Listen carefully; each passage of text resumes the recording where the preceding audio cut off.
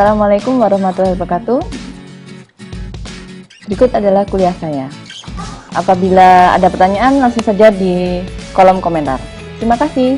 Pertemuan kelima kali ini pembahasan mengenai OLAP dan OLTP. Berikut outline yang akan dibahas, yaitu meliputi definisi dari OLTP dan OLAP, kemudian karakteristik dari OLTP dan OLAP, dan dilanjutkan dengan jenis-jenis OLAP, dan keterkaitan antara OLAP dan agregasi, kemudian perbedaan antara OLTP dan OLAP. Yang terakhir, studi kasus teknik OLTP dan OLAP. Itu seperti apa? OLTP atau Transactional Processing dan OLAP Analytical Processing. Pada sistem OLTP, berfokus pada data individu ataupun data personal. Jadi di mana aplikasinya menggunakan layanan OLTP, dia selain berfokus pada operasional dan transaksi seperti data-data transaksi nasabah. Nah, ini membutuhkan fokus pada pencatatan transaksi. Kemudian pada OLTP, ini menggunakan query yang sederhana, seperti di dalamnya insert, delete, update. Kalau untuk contoh penggunaan OLTP, ini biasanya seperti point of sales, kemudian CRM atau istilahnya Customer Relationship Management, transaksi retail, seperti itu. Bisa mengetahui OLTP itu seperti apa. Ini bayangkan ketika Anda membuat aplikasi web desktop, di mana dia memiliki proses transaksi penjualan atau pembelian, atau penggunaan pada OpenERP atau Odoo. Itu kita pernah membuat tentang point of sales, di mana ada barang-barang kemudian yang ingin diperjualbelikan, harga yang masuk di website, kemudian masuk ke dalam database. Nah, di dalam database, ini apabila ada kesalahan untuk penjualan atau perubahan harga, ini bisa dilakukan dengan menggunakan insert, delete, ataupun update. Seperti itu. Masih sederhana. Nah, OLAP atau Analytical Processing, ini fokusnya berada pada data multidimensional. Jadi dimensinya banyak, seperti itu. Kemudian fokusnya pada reporting, analisis, transformasi, dan decision support. Karena biasanya digunakan untuk pengambilan suatu keputusan di perusahaan, seperti itu. Kemudian di dalam OLAP juga memiliki teknik analisis data. Biasanya penggunaannya untuk business intelligence, big data, environment, ataupun advanced database. Selanjutnya untuk definisi OLTP. Margaret Rose and Target mendefinisikan OLTP itu sebagai sebuah sistem software yang memiliki kemampuan pencatatan transaksi, kemudian berorientasi pada transaksi online yang menggunakan query sederhana. Jadi terdesentralisasi. Nah, misalkan untuk OLTP, sistem penggunaan database-nya itu terkoneksi ke banyak user. Jadi role usernya itu banyak juga. Misalkan untuk aplikasi kasir, transaksi retail, kemudian transaksi perbankan, konsumen, nasabah, penjual, ini juga menggunakan. Karakteristik OLTP yang pertama, sistemnya berorientasi pada proses. Jadi maksudnya di sini OLTP membutuhkan sistem yang sangat handal. Karena aplikasi OLTP seperti web desktop yang dibutuhkan banyak orang, ini misalkan untuk proses transaksi inventory barang, transaksi perbankan, ataupun petugas data entry yang ingin submit nilai mahasiswa misalkan pada input database akademik, ataupun karena adanya sistem gangguan sehingga terkendala pada sistem entry datanya, hal ini tidak diperbolehkan terjadi. Karena pada dasarnya sistem OLTP ini harus non-stop 24 jam dan perubahan apapun yang terjadi, prosesnya harus tercatat. Dan dalam hal ini biasanya disediakan backup untuk datanya, seperti itu. Yang kedua, berfungsi sebagai operasi harian. Jadi di sini misalkan untuk transaksi bank, jadi nasabah berhak mengetahui data harian transaksi keuangannya, termasuk membaca semua data-datanya, perubahan transaksinya, transfer kapan, jam berapa. Nah, di sini pada OLTP biasanya ditentukan QoS-nya harus berapa. Biasanya throughput QoS-nya rata-rata masih dalam satuan detik kalau untuk OLTP. Kemudian yang ketiga, data-datanya dapat di-insert, delete, dan update. Maksudnya di sini, ini data-datanya masih dapat dimanipulasi. Jadi dicek seberapa benar data-datanya, kemudian dicek juga untuk perubahan datanya apa saja yang terjadi pada sistem.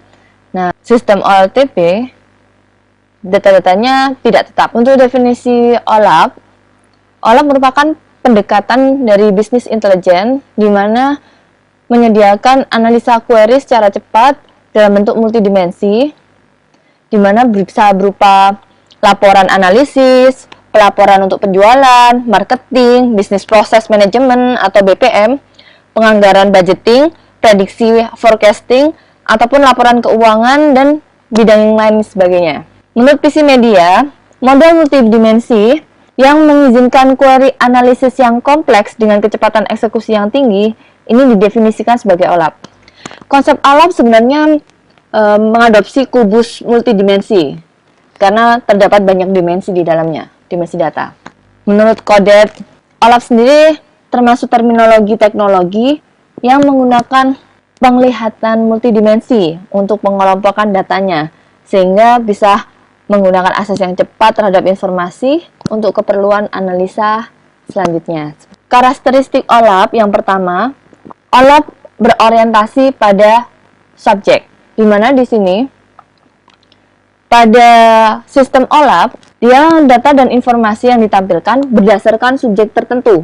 Jadi fokus pada penyajian data, misalkan pada data perusahaan, subjeknya bisa berupa sales, revenue, produknya, atau customer-nya.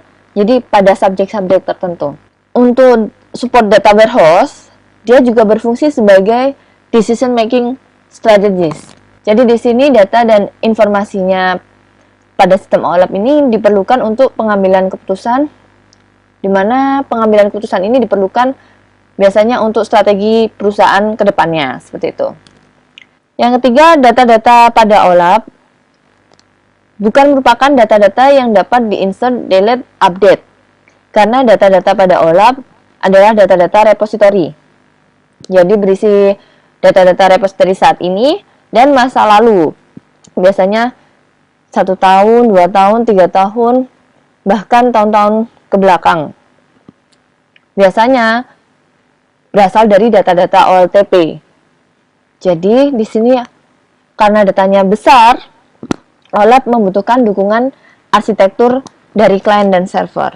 Nah, jenis-jenis OLAP ada 3, yaitu OLAP relasional, ROLAP, OLAP multidimensi, MOLAP, kemudian hybrid OLAP atau HOLAP, managed query environment atau hybrid arsitektur. Itu secara umum, namun pada arsitektur OLAP lainnya, ini juga terdapat WOLAP, web-based OLAP, DOLAP, desktop OLAP, cache OLAP, Context Aware Semantic OLAP.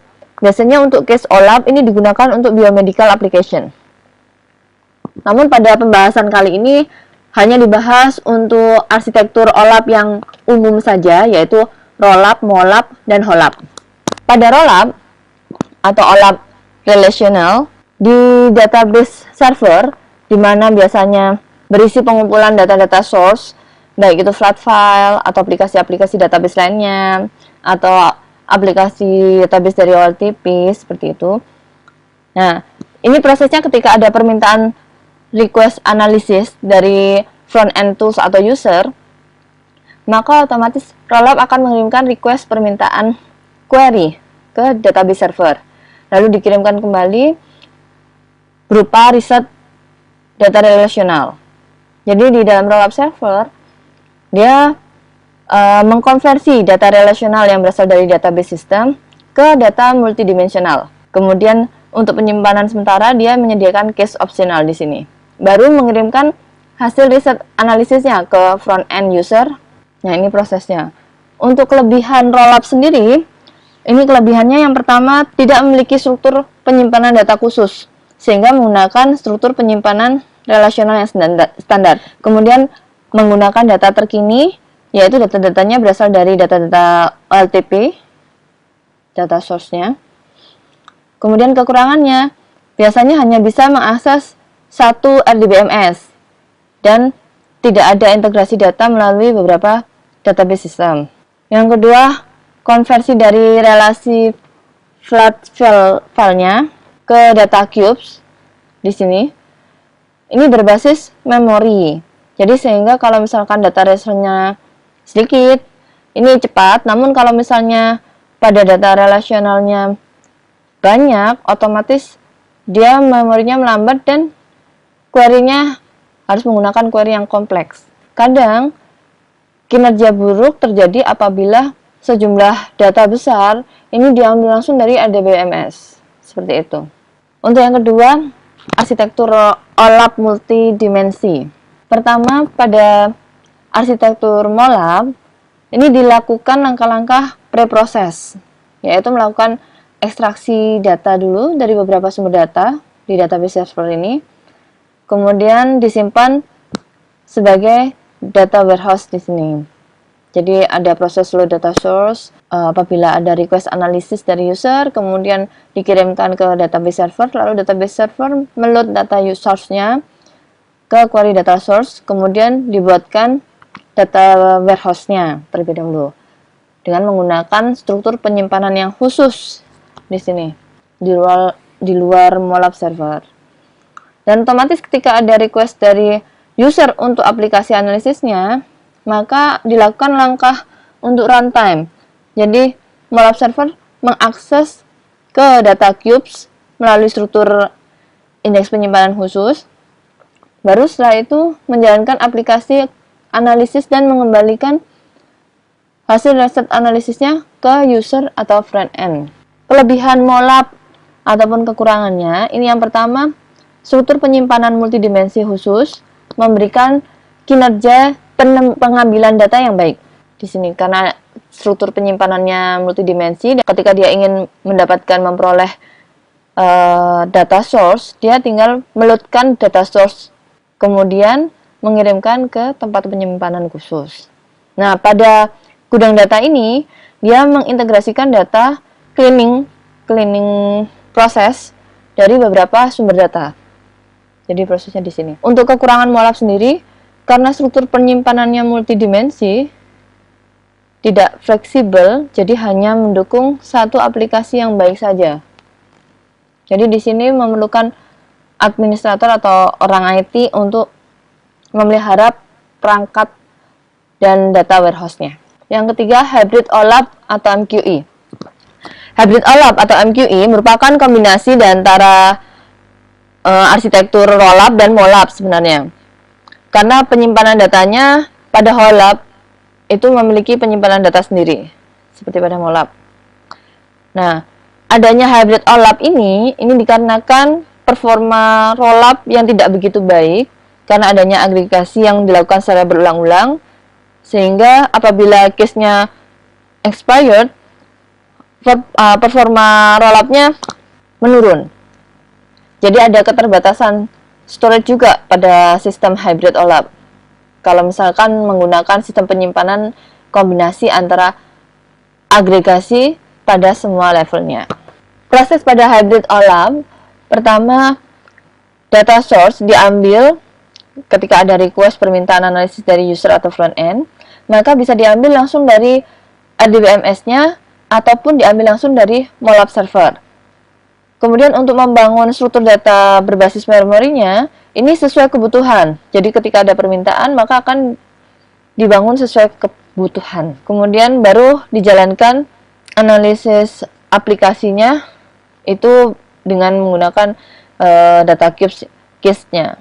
Pada hybrid OLAP, ini memiliki kelebihan antara lain, dia bisa mendistribusikan beban kerja ke klien dengan membongkar servernya. Jadi tidak harus tergantung pada MOLAP server, dia bisa langsung mengakses ke RDBMS-nya.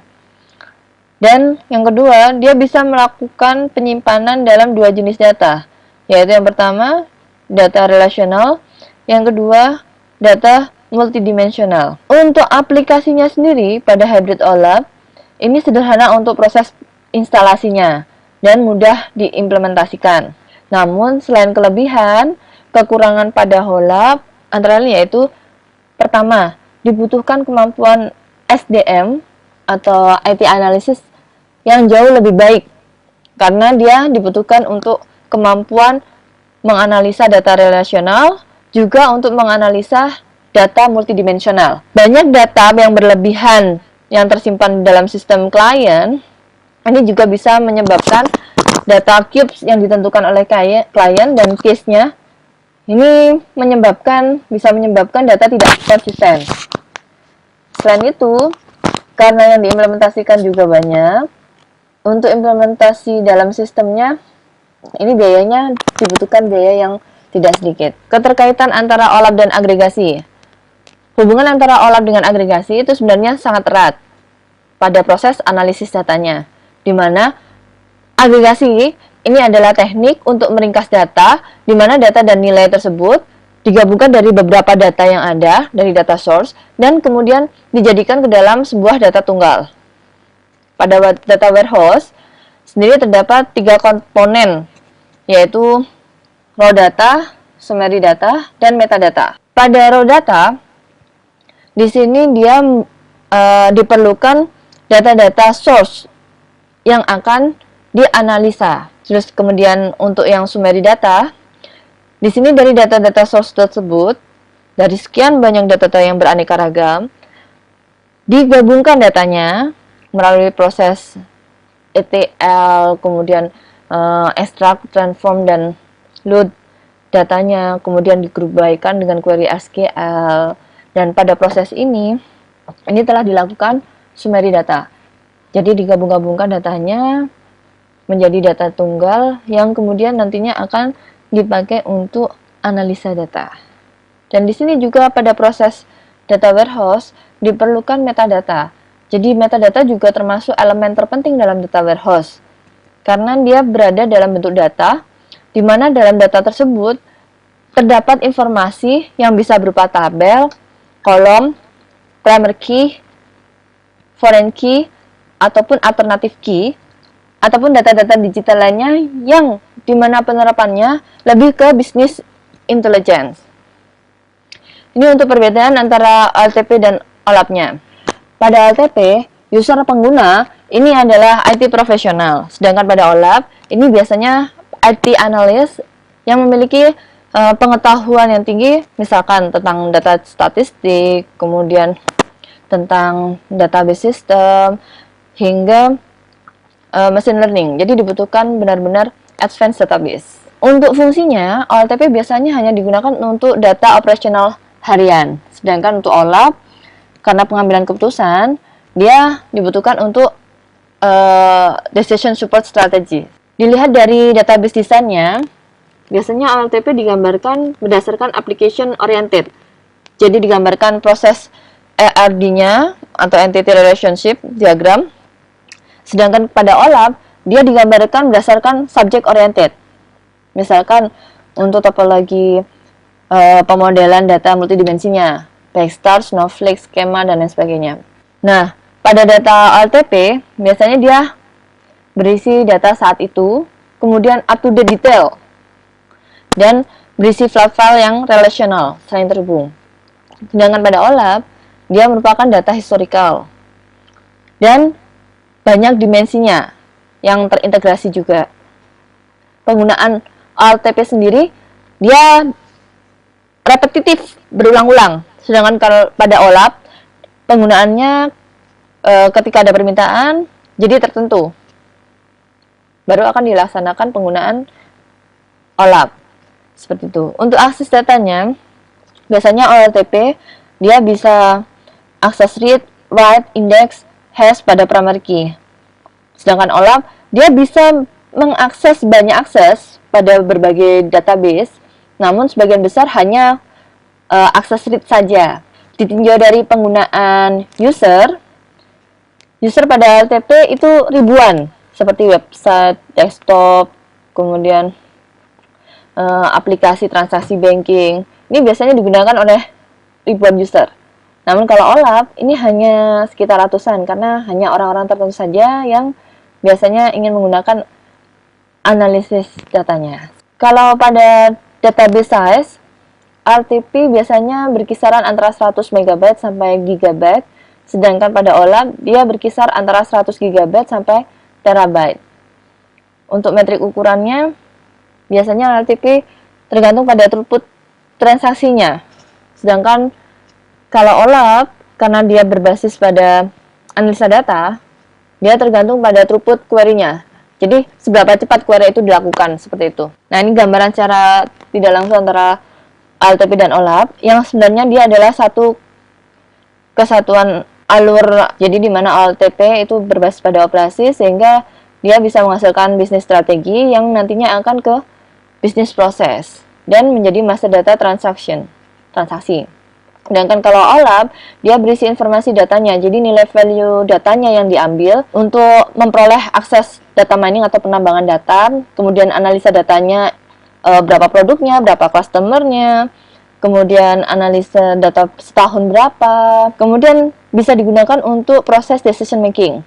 Jadi di sini dia membutuhkan istilahnya business data warehouse. Namun ini satu kesatuan karena saling berhubungan. Dari bisnis proses, setelah jadi master data transaction, dia ingin ke bisnis data warehouse untuk pengambilan data-data data mining, analisis, decision making, sehingga dia bisa menghasilkan yang namanya bisnis strategis. Nah, bisnis strategis ini dia bisa menghasilkan bisnis proses. Disinilah letak wilayah antara OLTP dan OLAP. Jadi OLTP di bagian operasionalnya, sedangkan OLAP ini di bagian untuk penganalisan datanya, informasi untuk mengambil value nilai data. Nah, ini beberapa perbedaan OLTP dan OLAP lainnya. Antara lain yang pertama, source datanya biasanya berasal dari operational data. Jadi, OLTP itu merupakan data-data original atau raw data yang biasanya digunakan pada akses awal database server. Sedangkan kalau OLAP biasanya dia berasal dari beberapa variasi OLTP database. Jadi dalam OLTP database itu terdapat flat file, terdapat data-data yang lainnya dikumpulkan dari RDBMS, kemudian disitulah data-data OLTP itu diakses oleh OLAP untuk dianalisa.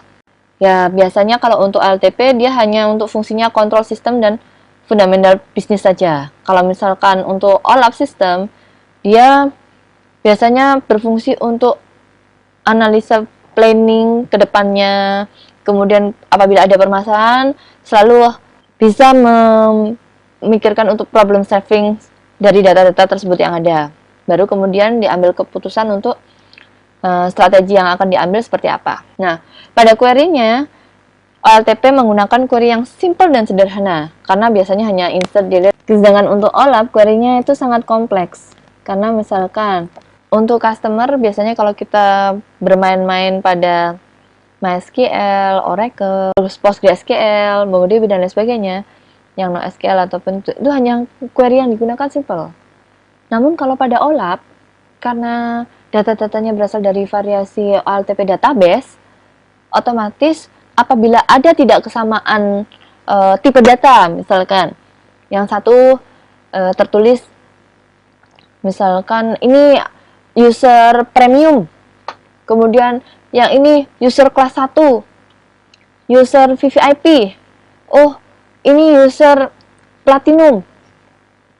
Wah, ini terjadi tidak kesamaan data.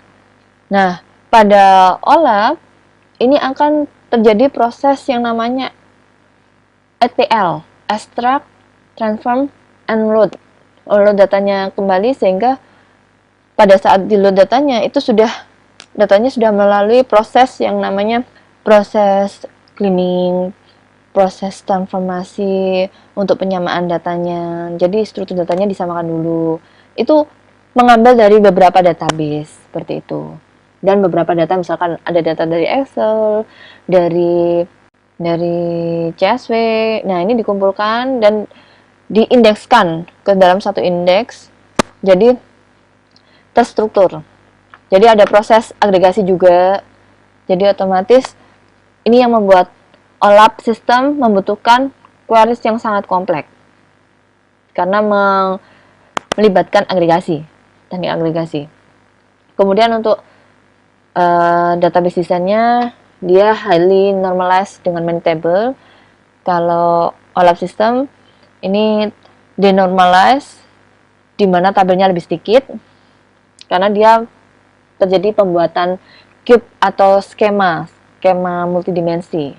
Nah, untuk backup datanya, dia sangat kritikal, karena dia tergantung untuk menjalankan bisnisnya tergantung pada operasional datanya.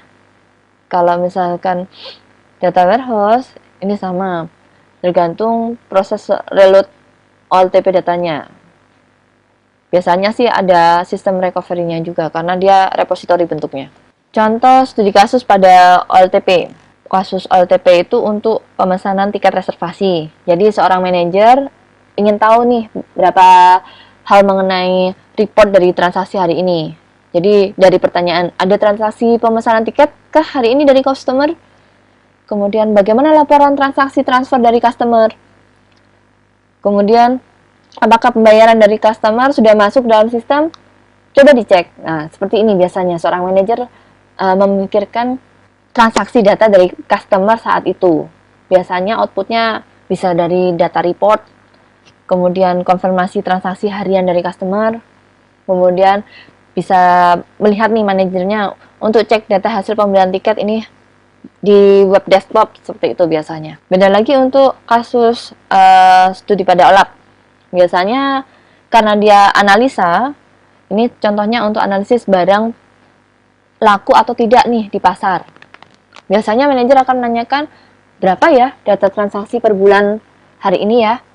Barang apa saja yang laku ataupun yang tidak pada bulan ini?